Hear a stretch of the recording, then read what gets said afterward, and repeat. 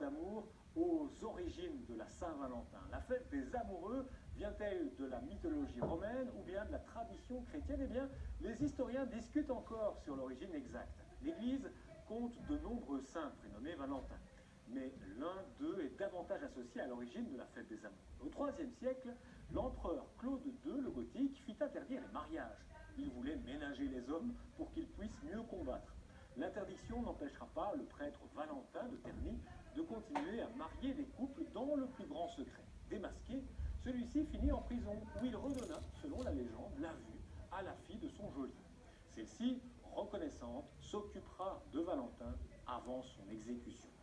Avant l'heure fatidique de sa mort, Valentin lui fit parvenir un mot, un message sur lequel était signé « Ton Valentin ». C'est de là que viendrait cette coutume de s'envoyer des mots doux. Valentin est décapité en martyr vers 270, un 14 février.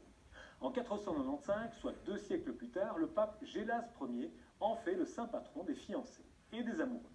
Selon certains historiens, le pape aurait simplement remis au goût du jour une antique fête païenne que les Romains célébraient depuis des centaines d'années. Selon la mythologie, les Romains honoraient chaque année Lupercus, le dieu de la fécondité. La fête des Lupercales est une fête de purification qui avait lieu à Rome du 13 au 15 février, c'est-à-dire à la fin de l'année romaine qui commençait le 1er mars. Les Luperques, les prêtres désignés, sacrifiaient un bouc dans la grotte de Luperca.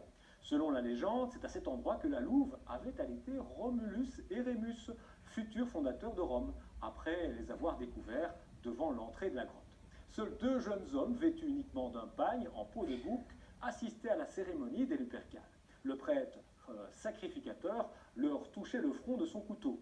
Le sang ainsi répandu était essuyé par un morceau de laine trempé dans du lait. À ce moment, les jeunes gens devaient rire aux éclats, puis courir dans toute la ville de Rome, armés de lanières taillées dans la peau du bouc sacrifié, et avec ces lanières, ils fouettaient les femmes qui souhaitaient enfanter dans l'année, afin de les rendre fécondes de sacrées origines.